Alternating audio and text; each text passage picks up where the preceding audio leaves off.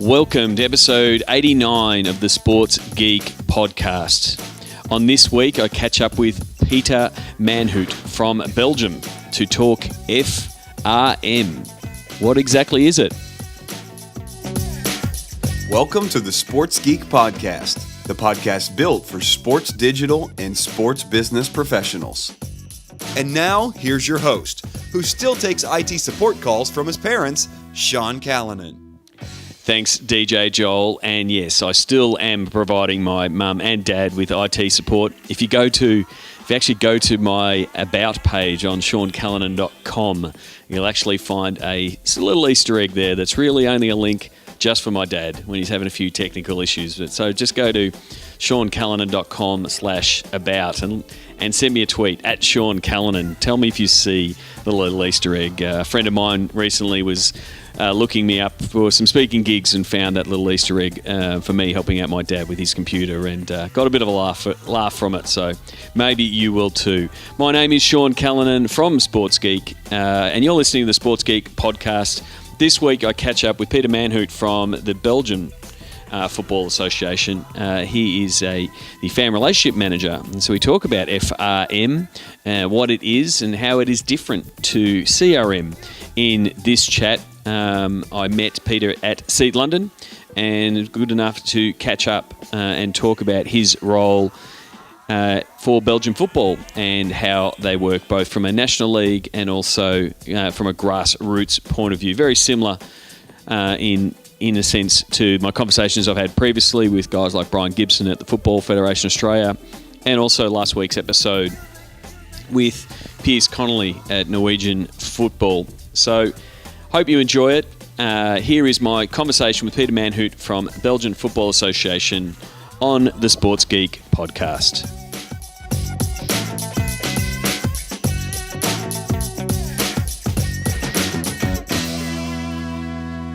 Very happy to welcome a long-time listener and a friend of mine that was at Seat London. Good to meet a listener in person, especially when they come all the way from Belgium. Pieter Maenhout from the Royal Belgian Football Association. He is the fan relationship manager. Peter, welcome to the Sports Geek podcast. Hey, Sean. Very nice to be here.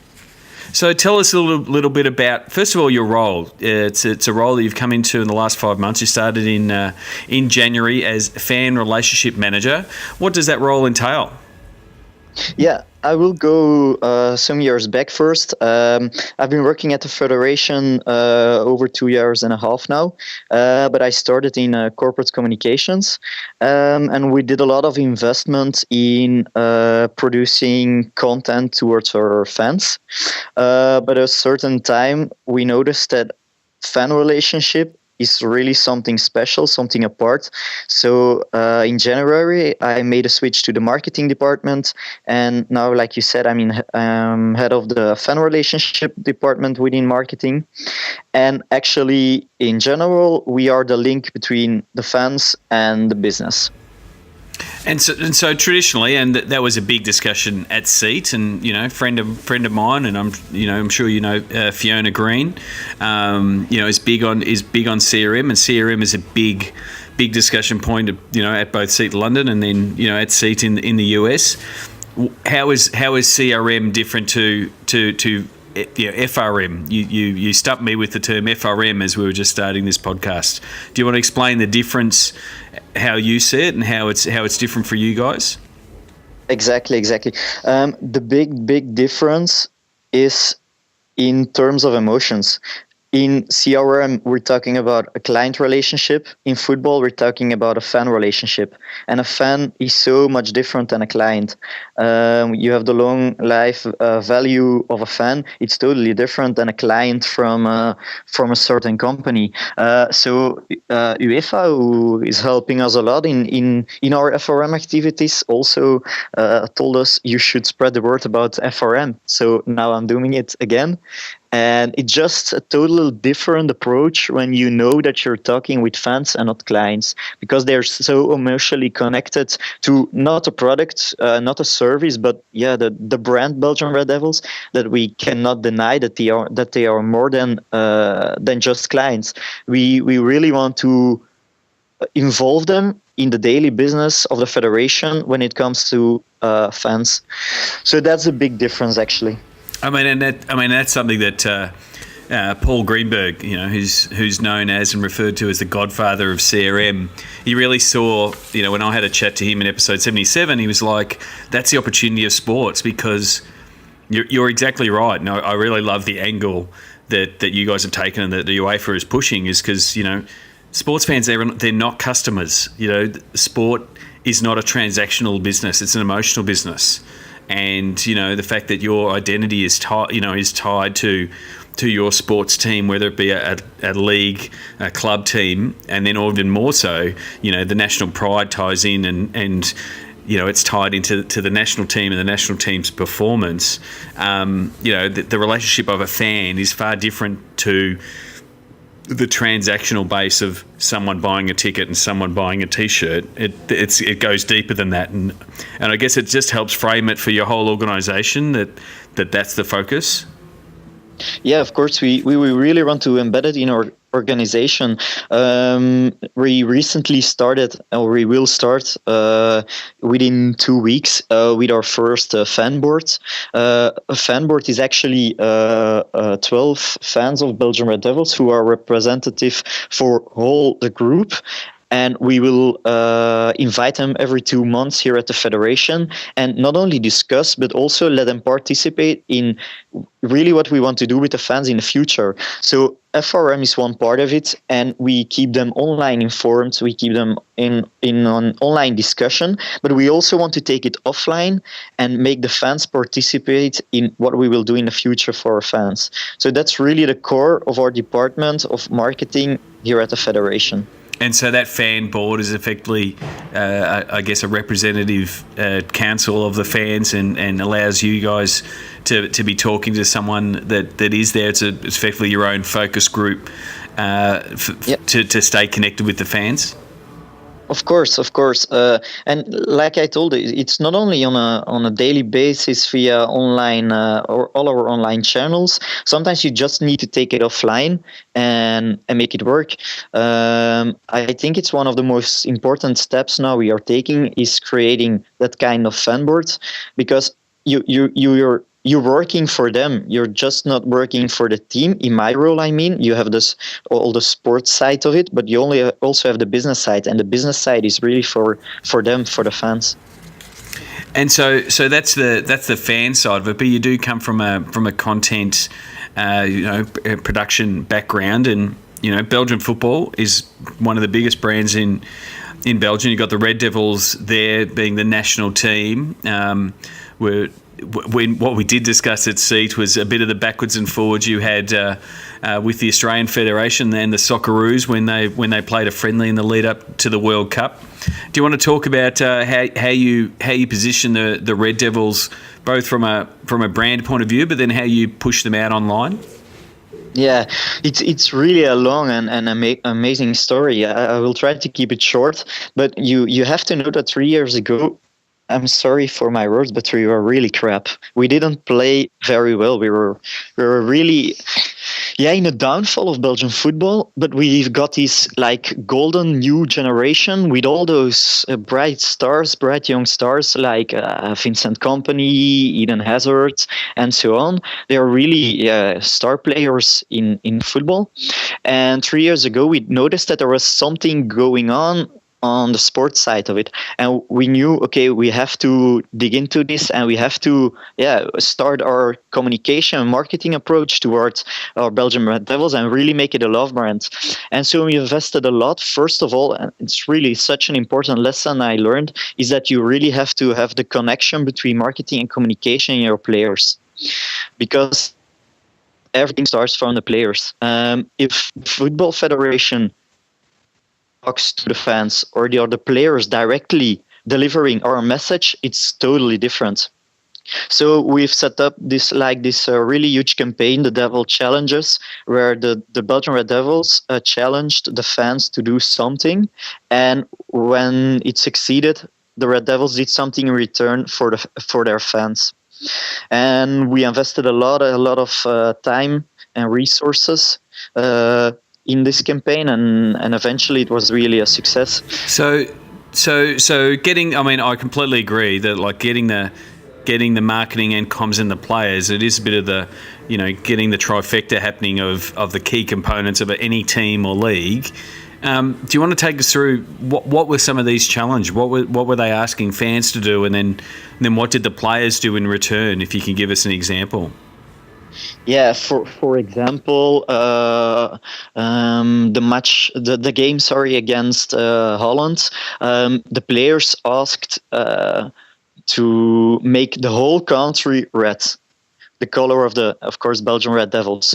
So it was online activated throughout movies and little campaign movies and so on, but it also went offline, and that's a cool part of it. When you connect online and offline, then it gets really excited, because for example, fans took over in Belgium. There's a city and it's called Yellow in English, and they took over all the city. They placed everywhere stickers, and for one day the city Yellow called red, for example. So those are the kind of really fan experience things that just work.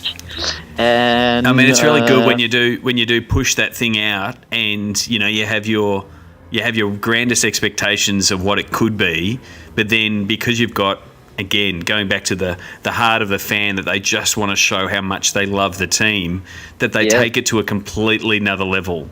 Exactly. To rename a city is one thing. I mean, talking to Keaton Olsen at the Seahawks, they did something similar to, show your 12 pride, and the amount of people that were, painting their whole house or redecorating their whole office around the Seahawks on Super Bowl week.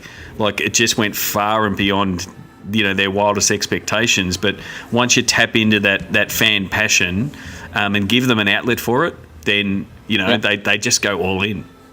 Yeah, and at a certain time, then we had those images of Eden Hazard and Thibaut Courtois, who are doing the dishes in a family just because the campaign succeeded, and that was the thing that they did in return. So they were doing the dishes at home. They were playing soccer with some of the little guys in the garden and so on. So it was really amazing.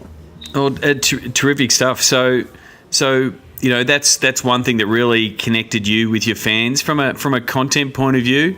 Has there been any particular content pieces or platforms that have worked really well for the Red Devils? Well, yeah, I would like to talk a little bit more actually about how we position our Belgian Red Devils, not only in Belgium, but how we did it also when we played the World Cup. Yeah, go for it.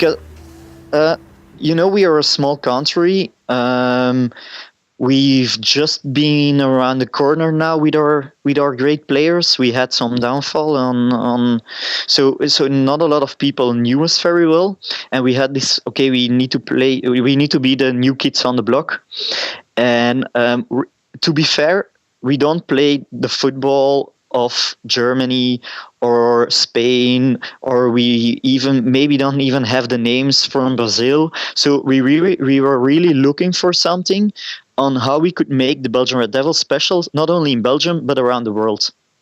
And the cool thing about us, and it's really true, actually, the team, actually, they're just a bunch of good friends who play together from their 10 years old, and yeah, they happen to play very good football. But actually, it's just a group of friends, and we knew that there was something we had in our hands, this unique bonds between the players. So we thought that we should just be the second team of everybody else, just because we are, fun to watch, but also we are just friends. And that was our brand position during the World Cup, that we would be the second team of everybody else. So if Germany was out of the tournament, then you should support Belgium. When Italy is out of the tournament, well, every Italian guy would be fan of Belgian Red Devils, just because we are fun. And so how did that go about? I mean, it's great from a positioning point of view to sort of get it out there, and you've got big enough stars, so Man City fans are going to follow because Vincent Kompany's playing for Belgium, and so you've got that angle. Was there anything explicit that you did or was it really Yes. just we're putting out cool content and we want people to be engaged with their content, so they're going to follow us in that sense? No, the two pillars were, first of all, the cool content, because we made on a daily basis movies that weren't talking about the football on the field, but we've put the players in an image where they were themselves. So you would see the person behind the player. That was very important, and we subtitled it in English. So that was the first one. But the second one was we've developed like a little platform, and it called Belgium Eyes Me. And so everyone in the world could enter their name, and the name would be Belgiumized. So if you were Sean, for example, in Belgium, Sean is Jean. And so you would have a Belgian name, and then you could tweet and Facebook it immediately from I'm Belgiumized, and my Flemish name is, and then the name. Terrific stuff. I'll have to figure out what Sean Callanan is in Belgium. I might have to run it past you. Yeah, you have to. So that was the World Cup. But yeah, going back to obviously content like the videos, and then activation like Belgium Eyes Me. One of the things that we're always doing, and working with teams like the Socceroos, is trying to fill that gap. It's great having a World Cup and you have those campaigns, and it's the the most intense few weeks around the World Cup, because the eyes of the whole world are on you. What do you do to keep the Red Devils story going on in between World Cup and European Championships and friendlies and stuff like that? How do you keep that discussion happening?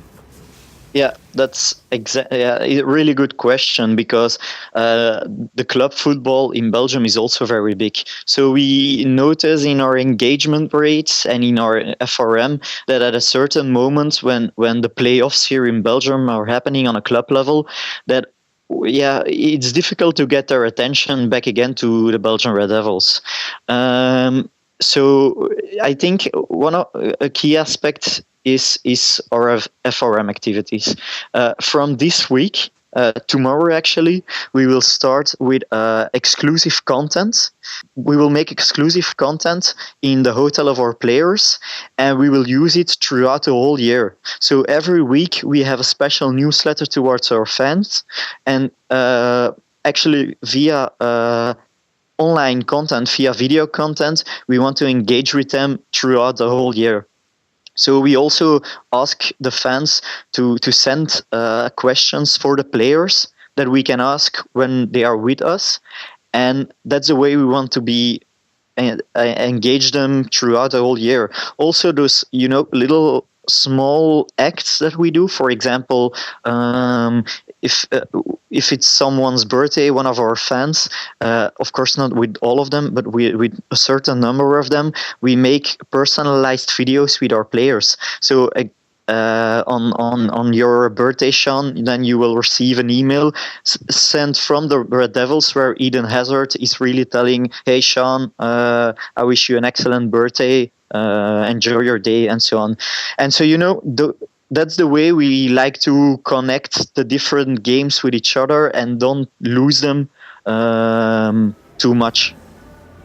Oh, terrific stuff! And any other things around particular platforms? Are you starting to experiment and try to figure out where newer platforms like things like Periscope and Meerkat that are a hot topic? How are you trying to figure out a way how they can be sort of brought into the storytelling that you're doing, both around Belgian football and the league itself and the Red Devils? We try to, but yeah, at the moment, to be honest, we've got a bit stuck at not the basics, but yeah, the well-known platforms. Well, that's the thing. It's a matter of, because they are so live. They're terrific in that sense. As yes, they're super live, but then it's like you need to figure out a place that they fit, and then I guess the other part of it is where do they fit? And this is where the TV rights holders are sort of playing a little bit heavy-handed to sort of say, you can't be using certain, some of this footage, we've got rights. And, I ask pretty much because it's something that a lot of people are struggling with, whether it's, showing a snippet of training or showing a snippet of getting off the bus. There's a little bit of, I have to do this because everyone's doing it. But if it's not of high enough quality, you really need to say, no, I need to not do it until there's a really good use case for our fans to get that. And so until I think the TV guys settle and sort of say it's not that big a deal, we're talking vertical video on a mobile. It's not that important, but I think it'll find its place probably in that Q&A type of space. I think that's something that's viable in the Periscope space. I think it fits for certain sports more than others. Where you've got regular training periods and things like that. But it's one that's you've always got to be on top of how it's being used and how it might be used in the future. Exactly. So, thank you very much for coming on the podcast, Peter. I hope to catch you again at a future SEAT event. What I did want to do is just one last takeaway. What was some of your takeaways from SEAT London?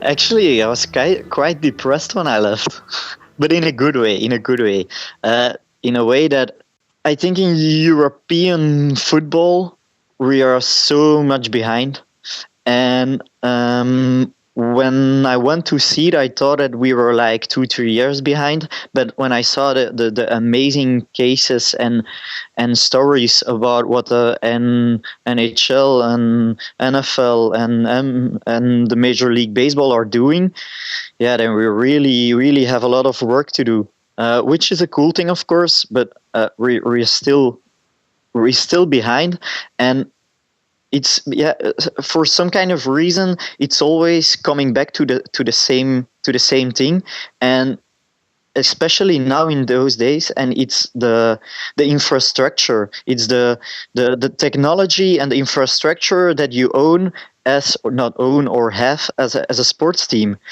We at the Belgian Football Federation would like to interact as much as we can with our fans also on match day, but we are just lost here in the old stadium. The infrastructure is really a disaster. We have no connection. There's almost no connectivity. So we're just stuck. We cannot interact with our fans during a game, and that's a totally different story in the US and some of the European football arenas. Yeah, I think it is a wait and see. As I sort of said, opening SEAT London, 2011, my first SEAT, a lot of the stadiums in the US were in that same position of how do we roll out this technology, how can we afford it, who pays. All of those discussions were being had in the US, and now I don't want to say they're solved because not every stadium has got that technology rollout. But I think the other thing, and I look at it from an Australian point of view, but I also look at what European sports and European football in particular do really well. And I think the fact that you've got that fan, the fan relationship, FRM model in, and you're really tackling that head on. I don't think you're that far behind, and in some cases you're in front because you're tying into that emotional marketing and not moving away from that transactional marketing. And I think that's something that the American system and the guys working in the CRM space who are absolutely killing it as far as slicing and dicing the data, but making it simple changes. Like in Australia, it's called membership, and you're a member of a club, so there's a real emotional tie. I think that's something it's very much. It's cultural as well. I think the European and the Australian football landscape and the Australian sports landscape has that real tribal nature to it, and I think that's something that it's very hard to manufacture, and I think if the US sports scene could bottle some of that, they would. So that's one of the good things of being able to go to these conferences and learn from other people. Is I think of the phrase that I like is steal with pride. Take someone's idea and twist it and make it fit for your fans, and then everyone is a winner. Okay, I will remember that one. Yeah, no problems, mate. All right. Thank you very much for coming to the podcast, and I'll catch you again soon. Perfect. Thank you very much, Sean. Sign up for Sports Geek News at sportsgeekhq.com/sign up now. Thanks again to Peter. Be sure to give him a follow and send him a tweet on the Twitter, PIETERM23 on the Twitter. And from the Royal Belgian Football Association. So have a check out in the show notes some of the work that he's done and some of the links for Belgian football and the Red Devils on Facebook. They'll all be available in the show notes. You can find them at sportsgeekhq.com/89. And if you could share that with your networks on LinkedIn, on Twitter, on Facebook, put them up on your Flipboard. That would be very much appreciated. That's it for this week. Again, quick call out, shout out to anybody who's doing some campaigns. I'll definitely be tapping Peter on the shoulder for my SEAT 2015 keynote, where it has a focus of online and offline. So if you've done a campaign that's helped connect your fans in the stadium, in the seats, to the fans online, and really grown that, what I like to call a digital cheer squad, please send me in a campaign. It can be a data capture campaign. It can be a fan engagement campaign. It can be a user-generated campaign. I'd love to profile them in the keynote and in my supporting ebook that I produce for SEAT. If you didn't get last year's ebook, please send me an email, sean@sportsgeekhq.com. And always, if you ever need a second look or second opinion on what you're doing from a social or a digital point of view, if you're having any issues trying to straighten up your strategy, what you're trying to do from a content point of view, grow your fan base, multiple reasons for people that my clients are working with me, please, send me an email or hit me up on the Twitter. More than happy to have a call or have a coffee to discuss how I can help you. For those who are sending in online, offline, or anything around SEAT, be sure you secure your tickets and be sure to secure, more importantly, your hotel rooms, because they will sell out at the Westin there in San Francisco, Westin St. Francis. So go to sportsgeekhq.com/SEAT 2015. And I'm going to have some interviews coming up shortly with some of the key partners from SEAT. So you'll have an idea of some of the sponsors that will be involved with SEAT and some of the cool tools, as well as the people being involved at SEAT. So until next time, my name is Sean Callanan from Sports Geek. You can send me a tweet at Sean Callanan to let me know. And if you could follow DJ Joel's instructions at the end by leaving an iTunes review, that would be very much appreciated. And if you send me an email, I will more than happily buy you a beer when we next meet. Until next time, my name is Sean Callanan, and you've been listening to the Sports Geek Podcast. Want to work with Sports Geek? Go to sportsgeekhq.com/work.